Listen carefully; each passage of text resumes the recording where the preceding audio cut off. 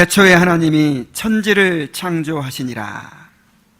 이 창세기는 이렇게 장엄한 선언으로 시작이 됩니다. 이 말씀은 이 창조 기사의 서론이라고도 할 수 있고, 또 성경 전체의 서론이라고도 할 수 있습니다. 이 구절을 잘 이해할 때 성경 전체를 바로 이해할 수 있게 되고, 또 이 창조에 대해서 잘 이해할 수 있게 되고, 하나님이 어떤 분인가에 대해서 우리가 바로 알 수 있게 됩니다. 자, 그런데 이 1장 1절 말씀을 단순히 이 창조기사 전체의 서론이나 제목으로만 또 봐서는 안 됩니다. 2절이 있죠. 땅이 혼돈하고 공허하며 흑암이 깊음 위에 있고 하나님의 영은 수면 위에 운행하시니라 하는 그 2절이 시작이 어떻게 되느냐면은 이 왜라는 히브리어 왜라는 이 접속사로 시작돼요. 근데 왜라는 말이 그런데 또 그리고 이런 뜻이거든요. 그래서 태초에 하나님이 천지를 창조하시니라. 그런데 땅은 혼돈하고 공허하며 이렇게 나가거든요. 그러니까 단순히 그냥 창조사역 전체를 보여주는 그런 서론만이 아니고, 이미 하나님의 창조사역이 이제 시작된 것을 보여주는 말씀입니다. 이 우주 만물의 재료가 될 모든 물질들을 무로부터 유로 그렇게 창조해 내신 그런 사건을 말씀한 것이기도 하다 하는 것을 우리가 생각을 해야 됩니다. 자, 그러니까 태초에 하나님의 천지를 창조하시니라 하는 말씀은 창조기사 전체의 제목이요 서론임과 동시에 그 천지 만물의 이제 재료가 되는 그런 물질들을 이렇게 만들어내신 그런 최초의 창조의 행위였다라고 하는 거예요. 그렇게 이제 이해를 하고 창조기사를 봐야 됩니다. 이 짧은 한 구절 속에서 언제 누가 무엇을 어떻게 창조하셨는지 그 개요가 다 들어있어요. 이 세상에 존재하는 어떤 문서에도 이렇게 권위 있고 분명하고 장엄한 이런 선언이 없습니다. 수많은 사람들이 이 구절을 통해서 믿음을 갖게 되었다는 그런 간증들을 하고 있어요. 이 창세기 1장 1절을 통해서 하나님께서 어떻게 창조하셨는지 그 계략을 알게 되기를 바랍니다. 자, 먼저 이 태초에라는 단어를 우리 한번 생각해 보도록 하겠습니다. 언제 창조하셨는가를 밝혀주고 있죠. 이 태초라는 말의 뜻이 무엇일까요? 이 태초에라는 말은 히브리어로 베레시트라고 하는데 처음에 in the beginning 이라는 뜻이에요. 바로 시간의 출발점이요 역사의 시작점을 가리킵니다. 하나님은 영원하신 분이시죠? 그래서 하나님에게는 시간이 있을까요, 없을까요? 없어요. 하나님에게는 시간도 없고 어떤 공간도 없어요. 물질도 없어요. 하나님은 영이시고 하나님은 영원하신 분이십니다. 그런데 하나님께서 이제 창조를 시작하실 때 그때 시간이 시작되는 거예요. 그때 이제 역사가 시작이 된 것입니다. 그런데 이 시간이 시작되었다는 것은, 자, 시간은 하나님에게는 시간이라는 게 없다고 그랬죠. 그러니까 시간이 시작되었다라는 말은 동시에 뭐가 되었다는 말일까요? 어떤 물질이 시작되었다는 뜻이에요. 어떤 공간이, 이제 시공간이 이게 존재하게 되었다는 뜻이죠. 그래서 이 태초에라는 말은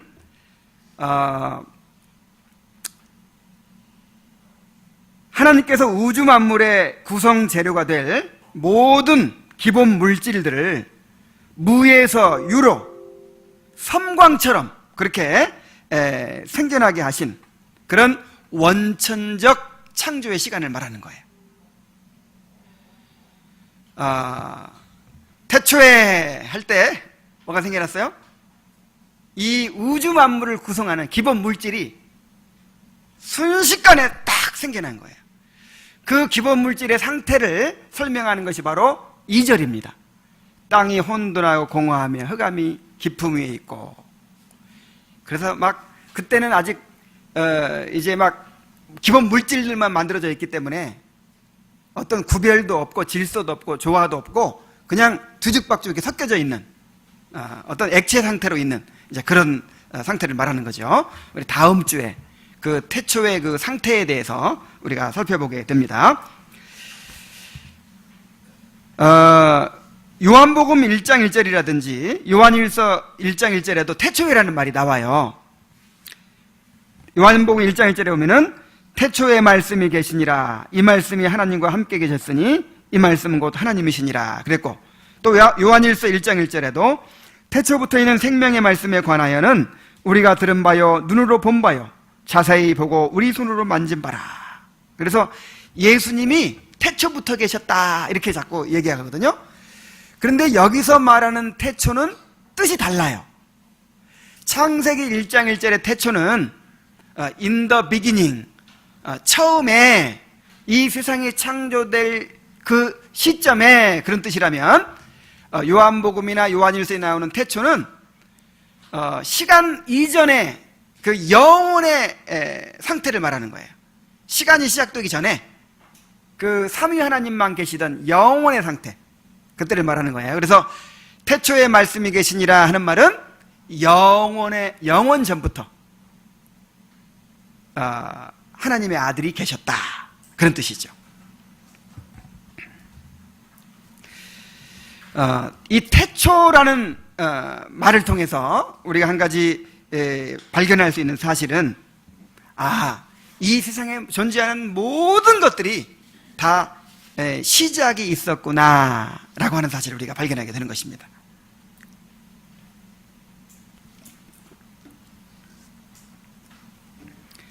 과거에는요, 이 세상이 시작도 끝도 없이 그렇게 계속된다 그렇게 생각을 했어요. 예를 들어서 불교나 힌두교나 이런 범실론에서는 뭘 얘기하냐면 윤회설을 얘기하죠. 세상이, 이 우주가 밑도 끝도 없이 그냥 처음부터 존재했고 그냥 계속 된다는 거예요. 계속 윤회가 된다는 거예요.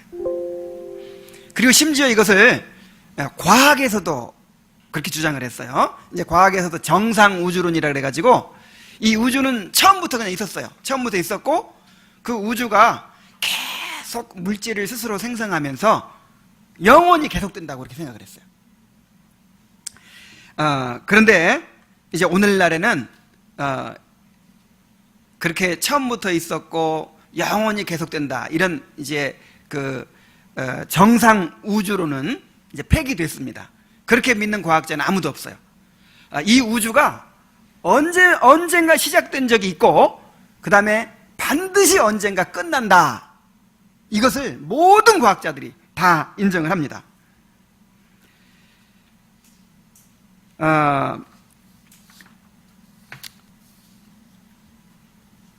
1929년에 에드윈 허블이라는 사람이, 천문학자가 망원경으로 우주를 이제 관찰하는 거예요. 멀리 있는 이 은하계 별들을 관찰하는데 점점 이 우주가 팽창하고 있다는 것을 이제 발견하게 됐어요. 그러니까 이 우주가 이렇게 생겼다면 점점 이렇게 팽창하는 거예요. 그리고 그 팽창의 속도가 멀리 떨어져 있는 별일수록 더 빨라요. 그러니까 이렇게 팽창해 가니까. 그래서 가장 멀리 떨어져 있는 그런 별들은요, 그 은하계에는요, 빛의 속도보다 더 빠른 속도로 멀어지고 있대요. 한번 상상해 보세요. 우주가 이렇게 팽창하고 있는데 빛의 속도보다 더 빠른 속도로 막 이렇게 팽창하고 있는 거예요. 자, 그러면 팽창하고 있으니까 이제 이 과거로 거슬러 올라가면 어떻게 되겠어요? 그러니까 줄어들겠죠. 이렇게 계속 줄어들겠죠. 그래서 계속 줄어드는 그것을 이제 계산을 해봤더니 137억 년 전에 이렇게 이제 시작이 됐다는 거예요. 그래서 계속 줄어들어서 137억 년 전으로 돌아가면 얼마나 졌을까요? 이만한 것도 아니고 하나의 원자에서 시작됐대. 원자에서. 그 원자가 한 10억 도 이상 되는 아주 고온, 그리고 아주 초고밀도의 그 에너지 덩어리였다는 거예요. 그 원자 하나가. 그런데 그것이 어느 날이 아니죠. 137억 년 전에 폭발을 했어요. 그게 바로 빅뱅 이론이죠. 폭발을 해가지고 팽창하는 거예요. 이렇게. 그래가지고 거기서 오늘날 같은 그런 질서 있고 조화로운 이 광대한 우주가 생겨났다. 그렇게 이제 주장을 합니다. 이것은 과학계의 정설이에요. 정설. 그냥 뭐 그렇게 누가 한 사람 주장하는 것이 아니고 이 과학계의 정설로 이제 굳어진 이론입니다. 그래서 어쨌든 시작이 있었다는 거예요. 시작이 뭐 137억 년 전이든 뭐 100억 년 전이든 어쨌든 시작이 있었고 그 다음에 끝이 있다는 거예요. 이 태양도 100억 년 전에 생겨났대요. 그래서 이제 앞으로 한 50억 년 후면 이제 소멸된다는 거예요. 하여간 이 세상에 있는 모든 것들이 다 이렇게 시작이 있었고 다 끝을 향해 달려가고 있다 라고 하는 사실이 이제 분명한 것입니다. 오직 하나님만이 시작도 없고 끝도 없는 영원한 분이신 거예요. 그러므로 하나님은 당신의 이름을 스스로 있는 자라, 여호와라 이렇게 계시를 하셨죠. 하나님과 하나님께 속한 것들만이 영원합니다. 그래서 우리가 영원을 바라보며 살아야 된다는 거예요. 이 눈에 보이는 모든 것들은 다 유한하고 다 없어질 것들입니다. 고린도후서 4장 18절에 우리가 주목하는 것은 보이는 것이 아니요 보이지 않는 것이니 보이는 것은 잠깐이요 보이지 않는 것은 영원함이니라 그랬어요.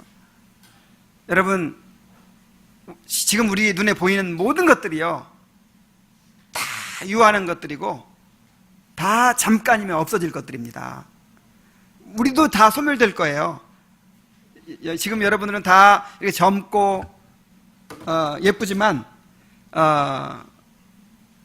이제 금방 얼마 되지 않아서 이제 저처럼 됩니다.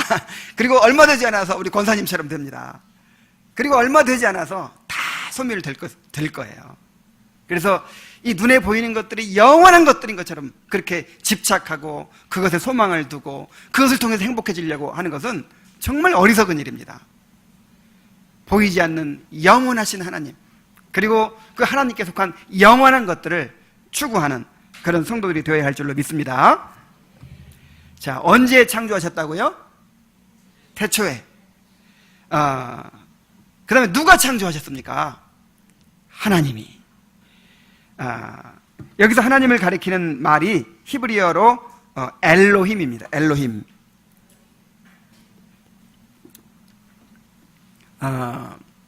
이 가장 하나님의 명칭 가운데 가장 많이 등장하는 이름이 엘 또는 엘로힘이에요. 엘이라는 말은 강한 자라 그런 뜻이거든요. 어떤 초월적인 능력과 권세를 가진 분을 나타낼 때 엘이라고 하고, 그 다음에 근데 그 엘이라는 이름만으로도 표현을 다 못하는 거예요. 너무너무 능력과 권세가 크시기 때문에 그냥 단순히 그냥 엘이라는 말로만 표현할 수가 없어요. 그래서 복수형을 씁니다. 엘은 단수고 엘로힘 하면 복수예요. 그래서 뭐 하나님이 여러 분이라서 복수를 쓴 것이 아니고 이걸 이제 장엄복수라 그래요. 장엄복수. 하나님이 그만큼 위대하시고 능력 있으시고 권세가 있으시다는 거예요. 그래서 여기서 엘로힘이라는 이름을 가지고 이게 삼위일체를 뜻하는 거다 이렇게 이제 주장하는 사람도 있는데 그렇지 않습니다. 왜냐하면 창세기 1장 1절에는요 삼위가 각각 따로따로 나와요. 자, 하나님의 영은 수면에 운행하시니라 그랬죠. 그럼 하나님의 엘로힘인데 엘로힘이 삼위일체면 또 하나님의 영은 또 뭐예요? 그럼 성령님이잖아요. 그래서 여기서는 그냥 그 성부 하나님을 지칭하는 거로 보는 것이 자연스럽고 이걸 장원복수로 봐야 되는 거예요. 이 창조의 기사는 누구를 위해 맨 처음에 쓰여졌다고 그랬죠? 지금 애굽에서 나와서 광야에 있는 그 이스라엘 백성들을 위해 쓰여졌어요. 이스라엘 백성들은 지금 가나안 땅을 향해 갑니다. 아마 이스라엘 백성들은 이 가나안 땅을 향해 가면서 정말 두려움이 많았을 거예요. 그 사람들이 확실하게 믿었을까요? 믿지 못했어요. 정말 가나안 땅에는 자기들보다 훨씬 문화가 발달하고 훨씬 그 군사력도 강하고 정말 수준 높은 그런 족속들이 살고 있어요. 자기들은 대대로 노예 생활만 하던 그런 그냥 보잘것없는 민족이에요. 그런데 어떻게 그 강대한 민족들을 이기고 가나안 땅을 차지할 수 있습니까? 자, 이런 두려움이 있었을 거예요. 그런데 모세가 너희를 애굽에서 인도하여 내신 하나님, 그리고 가나안 땅으로 인도하여 내신 하나님이 바로 이렇게 능력 있는 하나님이다. 천지를 창조하신 하나님이다. 그래서 너희를 능히 가나안 땅으로 인도해 주실 수 있는 분이시다. 이렇게 이제 보여주기 위해서 이 지금 창조 기사를 이야기하고 있는 거예요. 하나님이 천지를 창조하신 분이라는 것을 말하고 있는 것입니다. 구약 성경에서는요, 이 구원의 하나님을 바라보도록 격려할 때마다 항상 창조주 하나님을 이제 이야기를 합니다. 시편 121편 1절로 2절에 내가 산을 향하여 눈을 들리라. 나의 도움이 어디서 올까? 어디서 와요? 나의 도움이 천지를 지으신 여호와에게서로다. 그러니까 항상 이제 그 하나님을 의지해라. 그 하나님이 능하신 분이다. 그 하나님이 너희를 능히 도우실 수 있다. 이렇게 얘기할 때는 무엇을 얘기한다고요?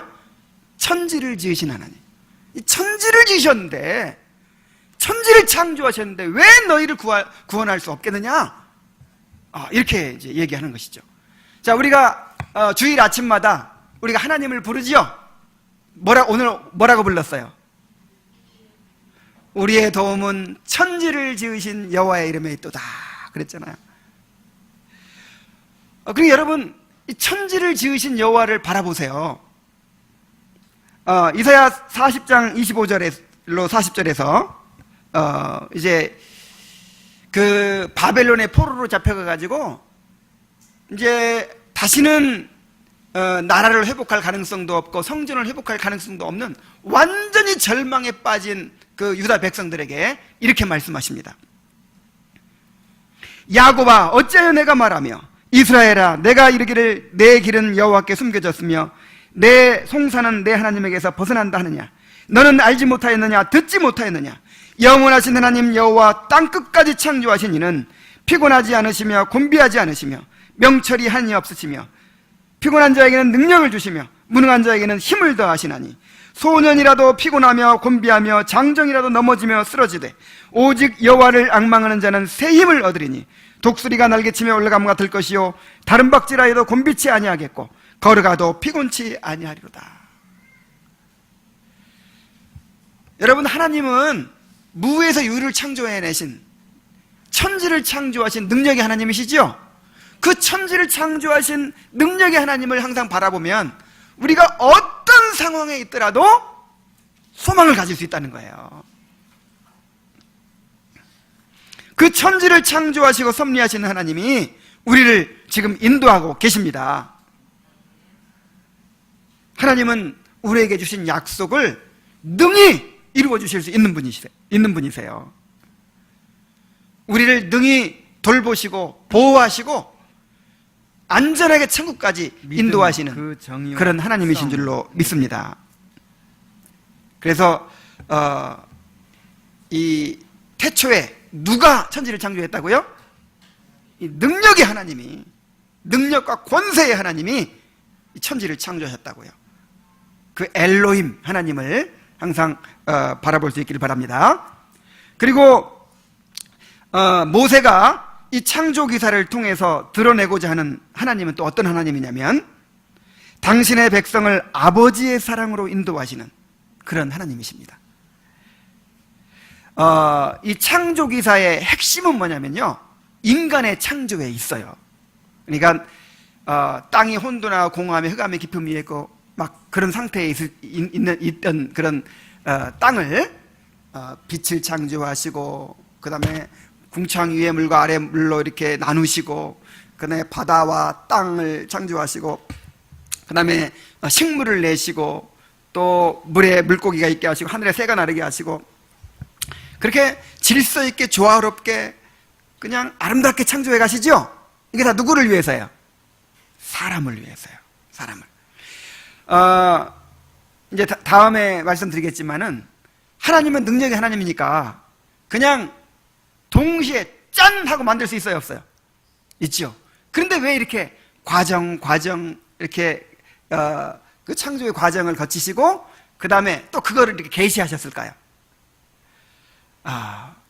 하나님께서 이렇게 아버지의 사랑으로 우리를 돌보시고 우리를 구원하시고 인도하신다는 것을 보여주시기 위해서였습니다.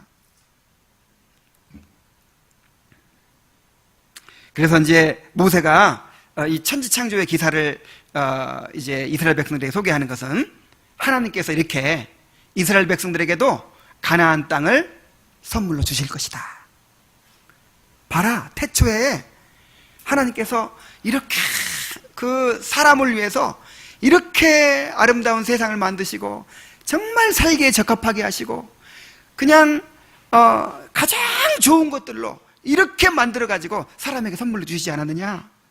그런 것처럼 너희들에게도 이 광야 땅, 이 혼돈하고 공허하며 흑암의 깊음 위에 있는 것 같처럼 보이죠, 이 광야 땅이. 자, 이런 땅에 그대로 두시겠느냐.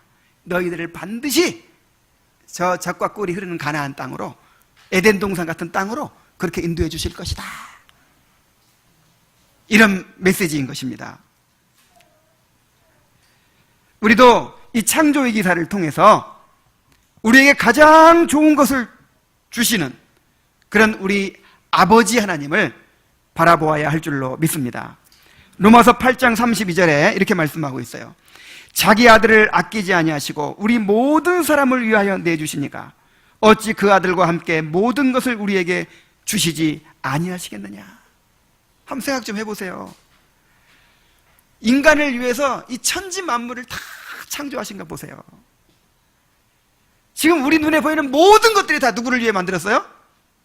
우리를 위해서 이렇게 가장 적합하게 아름답게 만들어 놓으셨잖아요. 그리고 심지어 우리를 위해서 자기 아들을 내어주셨어요. 그런데 우리에게 더 아낄 것이 무엇이 있겠습니까? 왜 하나님께서 우리에게 좋은 곳으로 주시지 않겠습니까?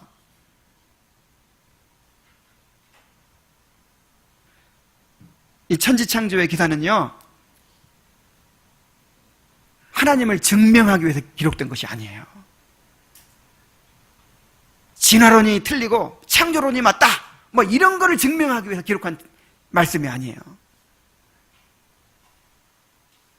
하나님께서 우리의 구원자로서 우리를 능히 우리의 구원을 완성하실 수 있다는 것 사실을, 그리고 하나님께서 우리를 사랑하시는 아버지로서 우리의 가장 좋은 곳을 마련해 주시고 그렇게 선물로 주신다는 사실을 보여주시기 위해서 기록된 말씀입니다. 그 하나님을 바라볼 수 있게 되기를 바랍니다. 자, 태초에 하나님이 무엇을 창조하셨습니까? 천지를 창조하셨죠. 천지를. 자, 천지가 뭐예요? 천지. 이제 말 그대로 하늘과 땅이에요. 하늘과 땅. 그러면 하늘과 땅만 창조했다는 것인가요? 그렇지 않죠? 천지가 말하자면 이제 일종의 비유법이죠. 이 세상에 존재하는 모든 것들, 하늘과 땅에 있는 이 세상에 있는 모든 것들을 다 창조하셨다라고 하는 것을 나타내는 것입니다. 이 어거스틴 같은 사람은 여러분 고백록 읽을 때 천지가 무슨 뜻이라 그랬어요? 기억납니까? 이 천지 할 때 이 하늘은 보이지 않는 영적 세계를 의미하고 지는 이 우주, 이 눈에 보이는 모든 물질 세계를 의미한다. 이렇게 어거스틴은 얘기했죠. 오늘날에도 그렇게 보는 사람들도 있어요. 그래서 그럴 가능성도 있어요. 그런데 그냥 여기서는 우선 이 우주만 생각합시다. 우주만.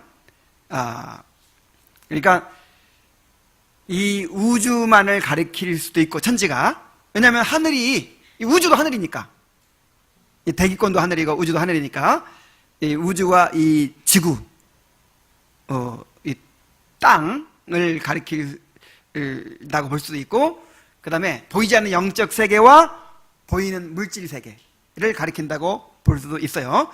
근데 여기서는 그냥 이 우주 창조로만 우리가 이제 보는 거예요. 이 천지가 어디를 가리킨다고요? 이 우주, 이 하늘과 땅, 이 우주를 가리킨다고 우리가 봅니다. 그래서 이 천지를 창조하시니라 하는 말은 하나님이 이 우주에 존재하는 모든 것을 다 창조하셨다라는 표현이에요. 모세는 지금 이스라엘 백성들에게 이 세상에 있는 모든 것들이 다 하나님께로부터 나왔다, 이것을 지금 이야기하고 있어요. 그리고 이 세상에 있는 모든 것들을 다 하나님이 주관하신다. 자, 이스라엘 백성들은요, 지금 애굽 땅에서 나왔지만 아직 하나님을 잘 몰라요. 그리고 믿음도 없어요. 그리고 애굽에 수많은 신들이 있고, 그 다음에 가나안 땅에는 또 수많은 신들이 있어요. 그리고 막 바알신, 무슨 풍요의 신, 무슨 농사의 신, 무슨 번개의 신, 비의 신, 이런 신들이 있어가지고 보니까 농사도 잘 지어. 그리고 문화도 발달하고 잘 살아. 자, 그러면 막 현혹되겠죠. 그런 사람들에게 이제 이 천지 만물이 다 누구한테 나온 것이다? 하나님께로부터 나온 것이다. 이것을 지금 알려주는 거예요. 그래서 이 창세기는 기원의 책이라 그랬죠. 우주의 기원, 인간의 기원, 민족들의 기원, 나라들의 기원. 그래서 가나안 백성들 다 누구한테 나왔어요? 하나님한테 나왔어요. 가나안 땅도 누가 내셨어요? 하나님이 가나안 땅의 주인이에요. 가나안 민족들을 주관하시는 분이 하나님이세요. 저 바알 신이나 무슨 아세라 신이 아니란 말이에요. 하나님께서 주관하십니다. 하나님께 누구에게든지 뜻하시는 바대로 주고 빼앗기도 하시는 거예요.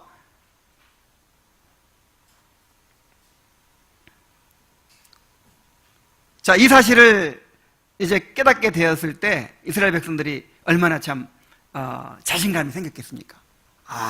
우리 하나님한테 다 나왔구나. 하나님이 다 창조하신 거구나. 저게 바알신이 주장하는 게 아니구나. 우리도 이렇게 천지를 지으시고 또 주관하시는 하나님을 바라보아야 할 줄로 믿습니다. 하나님이 이 땅에 있는 모든 것들을 다 창조하셨어요. 눈에 보이는 것들과 보이지 않는 것들 다 지으셨습니다. 빛도 지으시고 어두움도 창조하셨어요. 모든 사람들을 지으시고 모든 나라들을 다 하나님이 일으키신 것이고 모든 민족들을 다 하나님이 일으키신 것이고 이 땅에 지금 통치하고 있는 모든 정부들, 권세들 다 누가 세우셨어요? 하나님이 세우셨어요. 하나님이 주관하십니다. 우리에게 허락된 모든 환경들을 하나님이 허락하신 것이고 또 하나님이 주관하십니다. 하나님의 시야에서, 하나님의 관심사에서 벗어난 일은 하나도 없어요.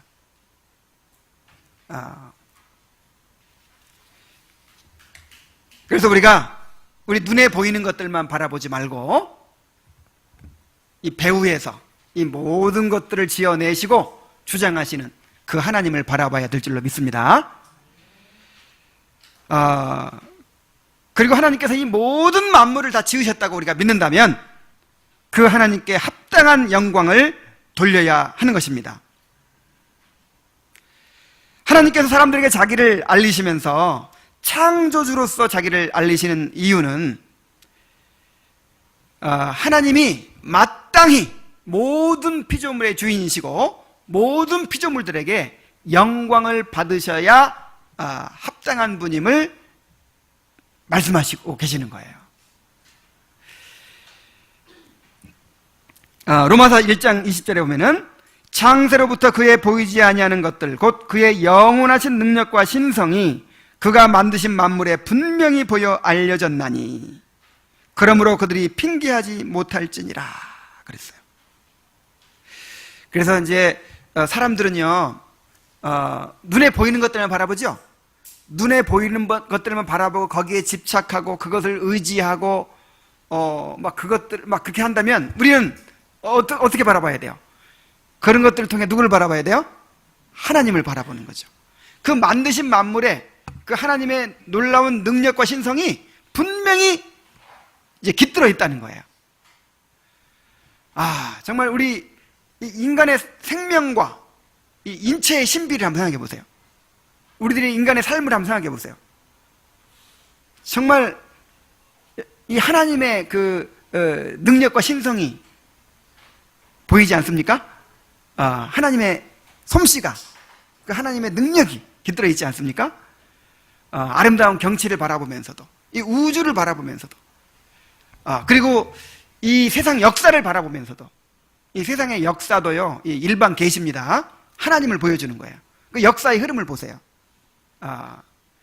악이 영원하지 못하죠. 뭔가 하나님께서 그 역사의 방향을 진행해 가시는 거예요.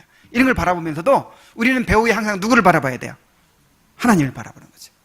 그리고 하나님께 영광을 돌려야 돼요. 하나님만 의지해야 돼요. 천지를 창조하신 창조주를 생각하지 않으면 우리는 우리 존재의 근원을 잃어버리게 되고 마치 이제 내가 하나님인 것처럼 생각하게 되는 거예요. 자, 우리는 하나님의 형상으로 지음받았기 때문에 하나님이 없을 때는 누가 하나님일까요? 내가 하나님 되는 거예요. 그러니까 하나님을 잊어버리는 순간 어떻게 된다고요? 내가 하나님 되는 거예요. 이 죄의 본질이 뭡니까? 스스로 하나님 되는 것이죠. 무서운 죄인 거예요.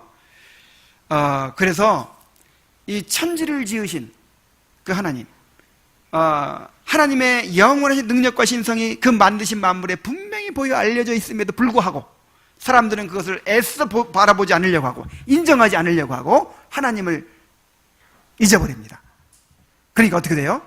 자연히 내가 하나님이 되는 것이죠.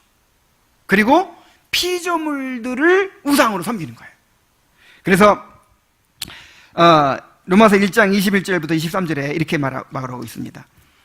하나님을 알되 하나님을 영화롭게도 아니하며 감사하지도 아니하며 오히려 그 마음이 허망하여지며 미련한 마음이 어두워졌나니 스스로 지혜 있다나 어리석게 되어서 썩어지지 아니하는 하나님의 영광을 썩어질 사람과 새와 짐승과 기어다니는 동물 모양의 우상으로 바꾸었느니라. 그래서 이 천지를 지으신 그 하나님을 섬기고 그 하나님께 영광을 돌려야 되는데 그 하나님께서 만들어내신 그 피조물을 하나님처럼 우상으로 섬기고 있단 말이에요. 이 돈을 섬기는 것도 마찬가지예요. 명예를 섬기는 명예를 의지하는 것도 마찬가지예요. 쾌락을 추구하는 것도 마찬가지예요. 하나님 외에 그 어떤 것들을 우상처럼 의지하는 것도 다 천지를 지으신 하나님을 망각했기 때문입니다. 우리가 이 창조주 하나님을 바라보지 않으면요, 우리 자신이 하나님 되어버리고 또 피조물이 우상이 되어버립니다. 항상 천지를 지으신 하나님, 천지를 지으시고 창조하신 그 하나님을 바라볼 수 있기를 바랍니다. 자, 어떻게 창조하셨습니까? 태초에 하나님이 천지를 어떻게 하셨다? 창조하셨다. 자, 어떻게 창조했냐면, 이 창조하시니라라는 말이 이제 히브리어로 바라라는 말이에요. 바라. 이 바라라는 말은요, 히브리어에 이제 무언가를 만든다는 단어들이 몇 개 있어요. 이 바라라는 말이 있고, 또 아싸라는 말이 있고, 야차르라는 말이 있어요. 그런데 이 아싸나 야차르는 이미 있던 재료를 가지고 뭔가를 만들 때 사용해요. 그러니까 사람이 이제 예를 들어 나무를 가지고 이 의자를 만든다든지. 자, 우리 눈에 보이는 모든 걸 보세요. 전부 다 뭔가 재료를 가지고 만들었죠? 이런 거는 이제 아사나 야차르라는 단어를 쓰는데, 아무것도 없는 데서, 아무것도 없던 데에서 무에서 유를 창조해낼 때, 그때는 바라라는 단어를 씁니다. 이 바라라는 단어는 누구에게만 해당되는 단어일까요? 하나님께만 해당되는 단어예요. 하나님만이 바라하실 수 있어요. 하나님만이 무에서 유를 창조해내실 수가 있어요. 그래서 태초에 하나님이 천지를 창조하시니라 할 때 그 창조는 어떻게 한 거예요? 무에서 유를 만들어내신 거예요. 이 세상에 무수한 창조 신화들이 있습니다. 뭐 바벨론에 창조 신화가 있고, 무슨 중국에도 있고, 뭐 하여간 이 세상이 어떻게 생겨났다고 하는 그런 이야기들이 있어요. 그런데 어떤 그런 신화들에도 이렇게 무에서 유를 창조해내신 그런 이야기는 없어요. 오직 성경에만 하나님이 무에서 유를 창조해내셨다고 기록하고 있습니다. 이 우주가, 우리 눈에 보이는 모든 만물들이 스스로 생겨날 수 있을까요? 스스로 존재할 수 있을까요?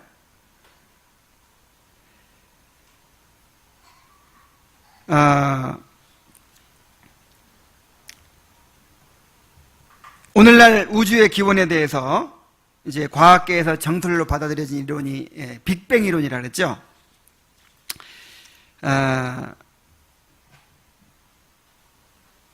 그리고 이제 빅뱅에 의해서, 이 대폭발에 의해서 우주가 생겨나고, 그 다음에 이제 또 지구가 생겨나고, 지구에서 생명체가 생겨나고, 그래가지고 진화해서 오늘 같은 이런 세계가 이루어졌다, 이렇게 보는 거예요.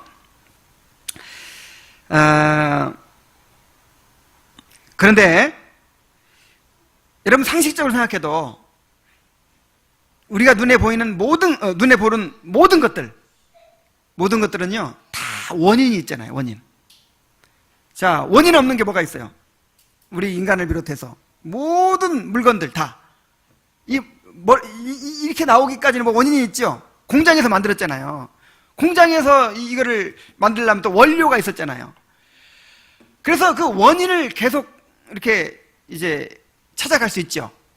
근데 영원하진 않아요. 왜냐하면 이게 유한한 물질이기 때문에 그 원인이 끝없이 계속될 수는 없잖아요. 그죠? 언젠가 시작이 있었단 말이에요. 시작이. 그런데 이제 빅뱅 이론은 뭐냐면은 137억 년 전에, 원래 그 137억 년 전에 뭐가 있었다고요? 초고온, 초고밀도의 그런 이 에너지 덩어리가 있었대요. 에너지 덩어리가 뭐 주먹만한 것도 아니고 원자, 이 원자 하나 있었다는 거예요. 그것이 그냥 혼자서 우연히 폭발해가지고, 팽창해가지고 이 우주가 생겨나고, 그 다음에 한 37억 년쯤 전에, 45억 년이라고 해요. 45억 년쯤 전에 이제 우주의 먼지들, 뭐, 그런 것들, 운석들, 이런 것들, 가스 같은 것들이 뭉쳐가지고 지구가 만들어지고, 그 다음에 이제 그것이 점점 식으면서 물이 생기고, 그 다음에 뭐 식물이 생기고, 거기서 또 이제 박테리아 같은 그런 것이 생기고, 그 다음에 거기서 이제 점점 뭐, 물고기로 진화하고, 무슨 양서류 파충류로 진화하고, 조류로 진화하고, 그 다음에 포유류가 나오고, 포유류에서 인간의 조상이 나오고, 막 이렇게 이제 됐다고 하잖아요.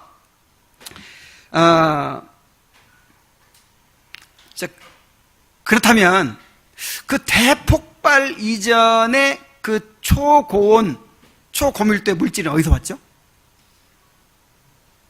그건 또 어디서 왔어요? 그것도 어디서 왔을 거 아니에요. 그래가지고 제가, 이 유튜브에서 이제 이 우주의 기원에 관한 그 영상물을 하나 봤어요. 근데 미국에 아주 권위 있는 천문학자가 나와가지고 이제 이 우주가 이렇게 형성됐다. 빅뱅 이론을 얘기하는데, 이제 대담자가 질문하는 거예요. 그러면 그 에너지 덩어리는 그럼 어디서 왔을까요? 대폭발 이전에는 그럼 어떤 게 있었을까요? 이렇게 물어보니까, 그것은 질문이 끝없이 계속되기 때문에 대답할 수가 없습니다. 이렇게 얘기하더라고요. 그렇죠? 예를 들어서 대답했다고 칩시다. 그 뜨거운 그 에너지 덩어리는 뭐 어떻게 생겨났습니다. 그러면 그건 또 어디서 생겨났습니까? 그래서 설명해주면 또 그건 또 어디서 생겨났습니까? 이렇게 할 거 아니에요. 그래서 대답할 수가 없대요. 물론 현재 답도 모르지만, 그래서 성경이 대답해주고 있어요. 태초에 하나님이 전지를 창조하시니라. 제1원인이 있었던 거예요. 그 제1원인은 영원해야 되는 거예요. 어떤 유한하고 원인이 있는 그런 존재여서는 안 돼요. 그 제1원인이신 하나님, 영원하시고 자존하시고 전능하신 그 하나님이 천지를 창조하신 것입니다.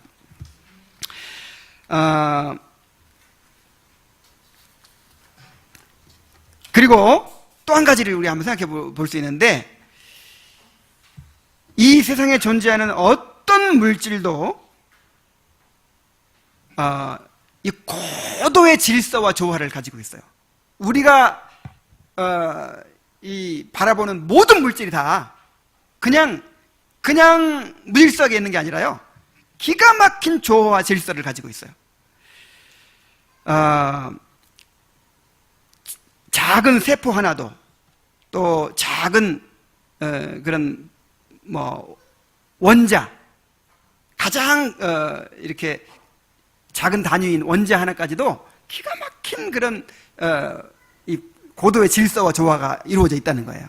예를 들어서 그 원자의 구조가 어떻게 생겼죠? 나는 이제 과학에 대해서는 잘 모르지만은 그 원자 하나가 그냥 덩어리가 아니에요.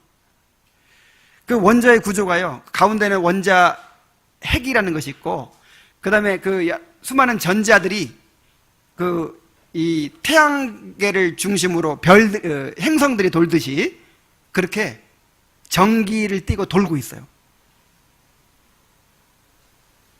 기가 막힌 조화와 질서로 되어 있죠. 예를 들어서 물 분자가 어떻게 되죠? 산소 하나에 수소 2개로 이루어졌다고 하죠. 그런데 그 산소 하나에 수소 2개로 이루어져 있는데, 이렇게 이 밑에 좀 이렇게 붙어 있어요. 이렇게. 그러니까 이 분자의 구조가 이렇게 일정하지 않고 이렇게 균형을 이루지 않고 이렇게 밑에쯤에 붙어 있어가지고 구부러진 모양이에요.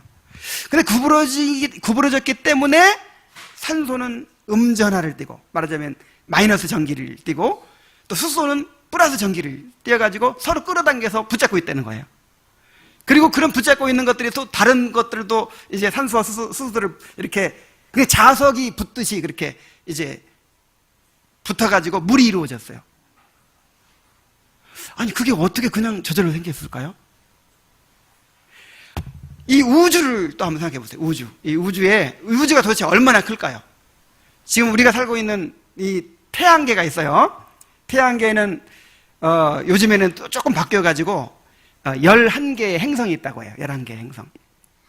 뭐 8개 행성과 소행성 3개, 11개 행성이 있는데 그 행성들의 위성들이 또 있어요. 위성. 이 지구에 달이 있듯이 위성들이 160개가 있어요. 그런데 보통 별의 숫자를 셀 때, 별 할 때는 그 태양을 말하는 거예요. 그러니까 행성들을 거느리고 또 행성들은 위성들을 거느리고 있죠. 요 태양을 별이라고 해요. 근데 그 태양 같은 별의 숫자가 이 은하에게 몇 개나 될까요? 수천억 개가 된대요. 수천억 개. 근데 그 수천억 개 되는 그 은하계가 또 몇 개나 될까요? 수천억 개가 된대요. 뭐 그 미국의 유명한 천문학자는 그 방송에 나와가지고 4천억 개라 그러더라고요. 관찰 가능한 은하계가 4천억 개다. 수천억 개나 되는 별들이 모인 은하계가 몇 개 있다고요? 수천억 개. 그리고 이 우주의 크기가 500억 광년이래. 그 반지름이 500억 광년. 근데 기가 막힌 것은요, 그 모든 천체가 엄청난 속도로 움직이고 있다는 거예요. 자, 보세요. 이 달이 지구를 돌죠. 달이 지구를 시속 몇 킬로로 도는지 아세요? 100킬로? 고속도로네, 100킬로면. 그죠? 3,379킬로. 그러니까 달이 지구를 도는, 달도 그냥 도는 게 아니야. 자전하면서 도는데 3,379킬로로 돌아요. 엄청 빨리 도는 거예요. 근데 달이 지구를 돌고 있는데 지구도 자전하면서 태양 주위를 돌아요. 공전을 하는데 몇 킬로로 돌까요? 시속 10만 8천 킬로로 돈대. 우와, 그러니까 멀미도 안 나는데 엄청난 속도로 도는데 그 소리가 또 얼마나 크겠어요. 하나님 그 큰 소리는 안 들리게 해주시는 거예요, 지금. 자, 그래서 이 태양 주위를 돌고 있는데, 태양도 돌아요, 태양도 그 행성들을 거느리고, 또 행성들은 위성들을 거느리고 있는데, 그 태양도 은하계 주위를 도는데 몇 킬로로 도는 줄 아세요? 시속 10만 8천 킬로. 70만 킬로. 그러니까 지구가 10만 8천 킬로고 70만 킬로로 돈다는 거예요. 태양이 이렇게 돌고 있어요. 와, 한번 생각해 보세요. 달이 지구를 돌죠. 지구가 태양을 돌죠. 그게 혼자만 돌아요, 또? 160개 위성들이 그 행성들을 다 돌 거 아니야. 11개 행성들이 또 태양을 다, 그 태양 같은 4천억 개, 수천억 개의 그 태양 같은 별들이 그 은하계를 또 은하계 중심을 돌고 있는 거예요. 여러분, 어떻게 이런 고도의 질서와 조화가 우연히 저절로 생겨날 수 있겠습니까? 어떤 이 질서와 조화라고 하는 것은 어떤 지적인 존재에 의해서 설계되고 그렇게 에너지가 가해지기 전에는 그렇게 될 수가 없는 거예요.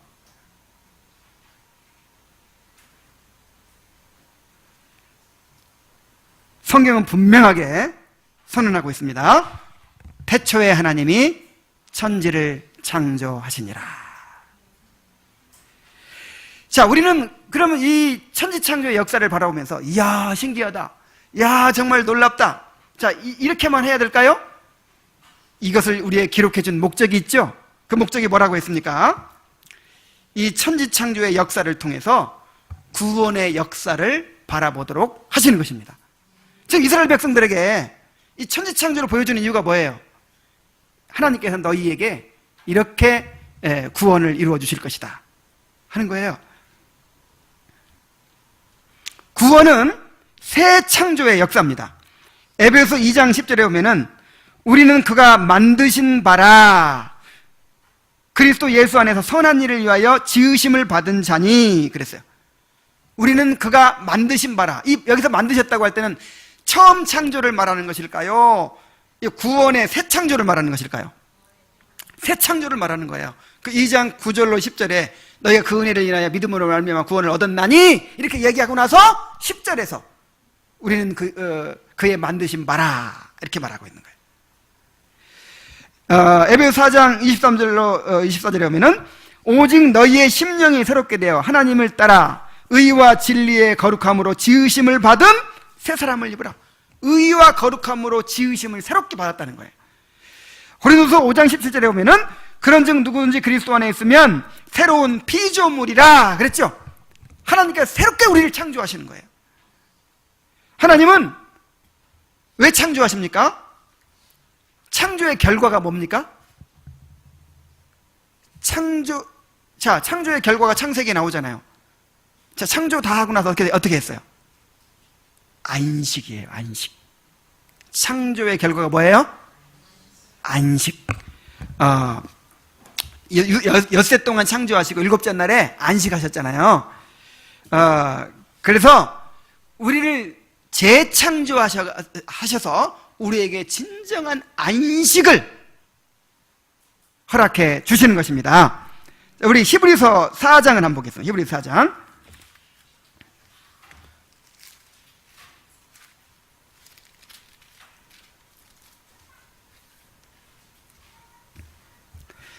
자, 히브리서 4장에 이제 안식에 대해서 나오는데, 오늘은 길게 설명할 수가 없고 3절만 보겠어요. 이미 믿는 우리들은 저 안식에 들어가는도다. 그가 말씀하신 바와 같으니 내가 노하여 맹세한 바와 같이 그들이 내 안식에 들어오지 못하리라 하였으나 세상을 창조할 때부터 그 일이 이루어졌느니라. 제7일에 관하여는 어딘가에 이렇게 일렀으되 하나님은 제7일에 그의 모든 일을 쉬셨다 하였으며 그랬죠? 자, 여기에 세 가지 안식이 나옵니다. 세 가지 안식. 맨 처음에 창조의 안식, 가나안 땅의 안식, 그 다음에 구원의 안식. 자, 하나님께서 엿새 동안 천지 만물을 만드시고 일곱째 날 안식하셨다고 했죠? 뭐 하나님 피곤해서 쉬셨습니까? 그게 아니라 이제 창조하신 만물을 이제 하나님은 기뻐하시고 이제 바라보시는 것이죠. 그리고 사람들이 이제 그걸 누리는 거예요. 하나님께서 창조하신 모든 세계 완전하게 다 만들어 놓고, 야, 얼마나 선하신 하나님인지 몰라요. 사람을 맨 첫날 만들었어 봐요. 어떻게 됐을까요? 첫날 딱 태어나 보니까 이거 하늘도 없고 땅도 없고 이거 너무 복잡해요. 빛도 없어. 뭐 식물도 없고 뭐 아무것도 없어. 얼마나 그냥 불편했을까요? 그렇게 하시지 않고 모든 걸 다 만들어 놓으시고 완벽하게 해 놓으시고 사람을 딱 창조하셔서, 자, 이것이 내가 준 너에게 준 선물이다. 이제 너희들이 이것을 누려라. 그게 안식이에요. 하나님께서 창조하신 모든 만물을 이제 누리고 기뻐하고 정말 하나님께 영광 돌리는 이게 뭐라고요? 창조의 안식.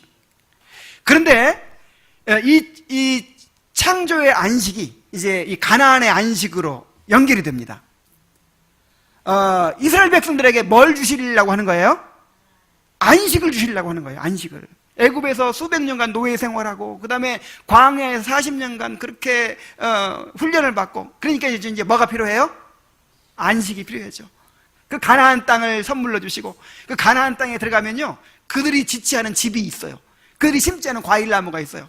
그들이 이제 그 농사 짓지 않은 그 농토들이 있어요.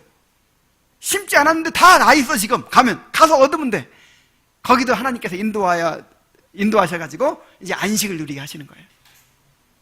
자, 이것은 궁극적으로 무엇을 보여주는 것입니까?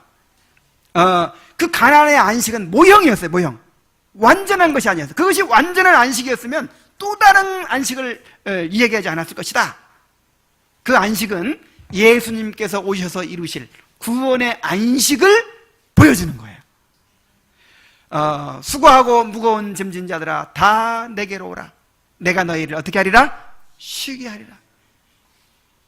이제 직장 생활 안 하고 놀고 먹게 해주겠다, 그게 아니고 안식, 영혼의 안식을 주시겠다는 거예요. 구원의 안식. 그 안식이 언제 완성됩니까? 지금 우리는 안식을 누리기 시작했어요. 지금 이 주일날 우리가 이제 이렇게 안식하는 거는 궁극적인 안식의 모형이에요. 자, 안식이 언제 완성이 됩니까? 새하늘과 새 땅을 창조하실 때, 새하늘과 새 땅이 완성될 때 우리의 안식이 완성이 됩니다.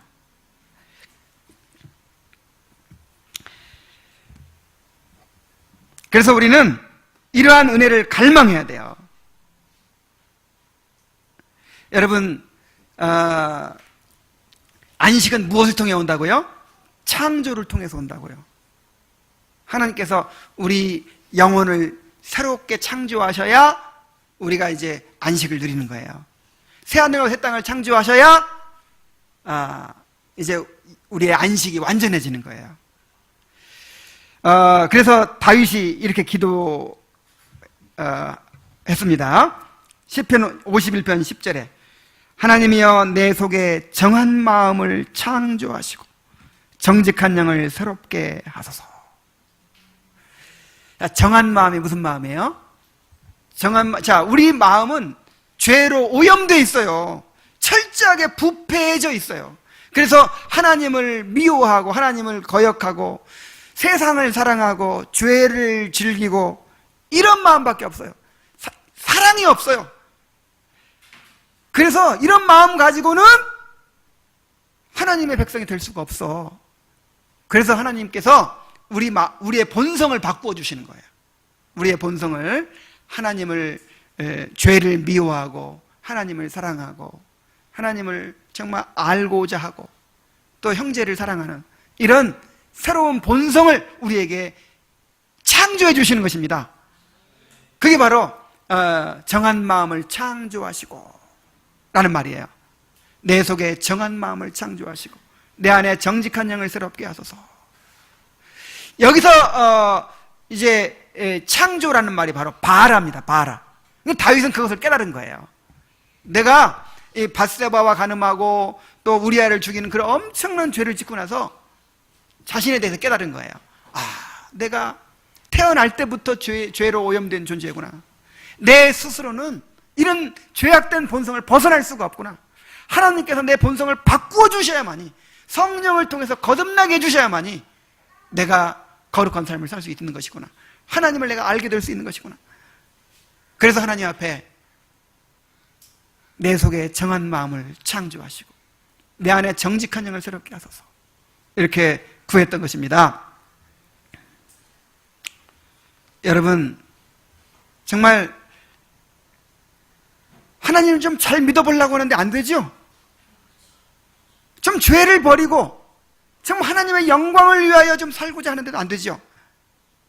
다윗처럼 창조의 은혜를 구하세요. 내 속에 정한 마음을 창조해달라고 하나님께 간구하시기 바랍니다. 땅이 혼돈하고 공허하며 흑암이 깊음 위에 있고, 그럴 때 하나님의 영이 어떻게 했다고요?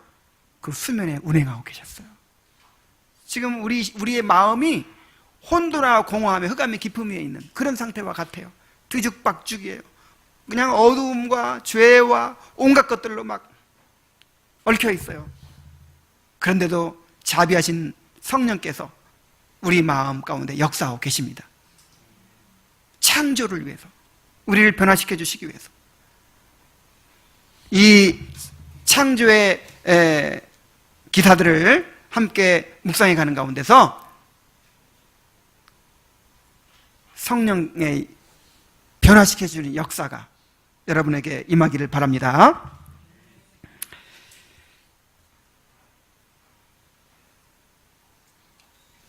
장차 이제 하나님께서 새하늘과 새 땅을 완성하시고 우리에게 영원한 안식을 주실 그날을 바라보아야 합니다. 이사야 65장 17절에 보라, 내가 새하늘과 새 땅을 창조하나니 이전 것은 기억되거나 마음에 생각나지 아니할 것이라 그랬어요. 하나님께서 이렇게 무에서 유를 창조해내셨구나. 6일간 그렇게 인간이 살기에 가장 적합하게 그렇게 아름답게 이 세상을 창조하셔서 아담과 하와에게 이렇게 안식을 허락해 주셨구나. 이스라엘 백성들에게 그 애굽에서 노예 생활하고 광야에서 그렇게 정말 연단받고 있던 이스라엘 백성들에게 가나안 땅의 안식으로 인도하셨구나. 그런 것처럼 우리 수고하고 무거운 짐진 우리들을 이제 우리의 심령을 새롭게 하셔서 심령의 안식을 누리게 하시고, 또 장차 새하늘과 새 땅을 창조하셔서 우리에게 영원한 안식을 허락하실 그 하나님의 구원의 역사를 바라볼 수 있게 되기를 바랍니다.